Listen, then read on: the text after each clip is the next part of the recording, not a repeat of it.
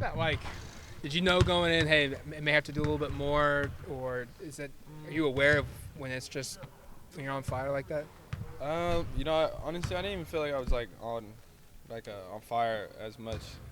It was more just ready to make a statement that game and go all 40 minutes. And I plan on carrying that out, being aggressive, not necessarily saying I'm gonna go have 40 or 30 every game, but being aggressive all 40 minutes. What's it going to take to break through and beat the Beavers? Um, just gonna have to compete at a high level. I think if we compete at a high level and our intensity is good, then we'll be able to beat any team. Is it still sting the game back there? Definitely, but I mean, you kind of have to move on, and we just don't want to make it happen again. Not just that game, but they've won, I think, 4 or 5 against you guys. I imagine this is your last chance against them. Is there anything extra there for you with that? Yeah, I mean, we know we have to take care of business and get this one, so just end on a good note.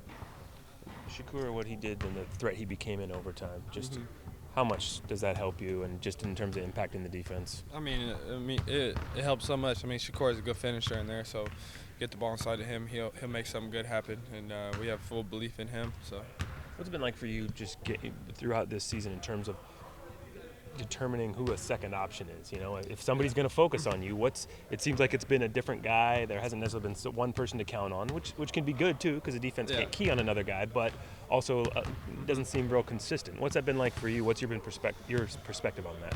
I mean, for me, it's not like I'm looking for a second option necessarily. Like, I'm not like, oh, I'm gonna get it to this guy. Like, it's more like whoever's open. We're all gonna play together, so. Guys just got to be ready to shoot and make a play when they get it. How would you describe the top of the Pac-12 right now? Really competitive. I mean, you got teams that are really hot. Arizona State's obviously hot.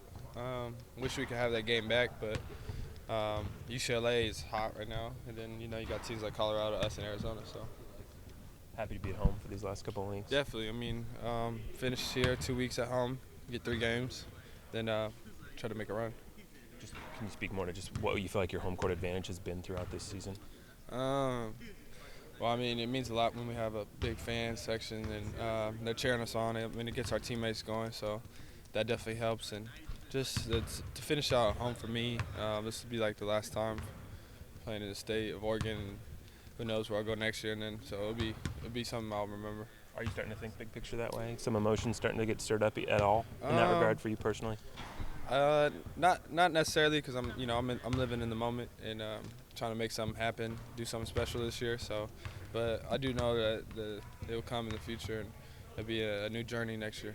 Isn't that hard though when you're facing Oregon State for the last time, last Civil War game, last 3 home games? Like, at some point that's got to hit you here in the next few days. Yeah, I mean, I've never been one to like think like, oh, this is it. I'm more like ready for that moment, and just to play the game. That's what I live for, just to play these games. And Speaking of this matchup, what did you feel like was the difference in Gil? Well, we had I think a 10-minute drought of not scoring, so that's not going to be good. So that's really the thing that affected us. What makes Ethan Thompson such a good defender? Well, he has the leading shot blocker behind him, so that helps. He's long, but we'll see this game. When you look at this team and the way you guys are playing, is there an area or 3 more games before the postseason? Is there an area or 2 you feel like you need to focus on, need to shore up, or anything like that? Just defense. Just keep on the defense. And offensively, when we're hitting, we'll be good. But when we go through droughts, we got to lean on our defense and make things happen. But with Infali and Francis back for this game, we'll have interior big bodies, so that should really help. There's a point a few weeks ago when Coach was a little bit frustrated. He said he just didn't feel like you guys were improving at the rate maybe some other teams would. Do you feel like you're better than you were, say, the last time you faced the Beavers? I would say. I mean, we were obviously in a bad stretch there.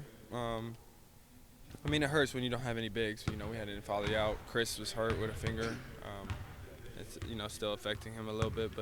And then Francis wasn't even there, so.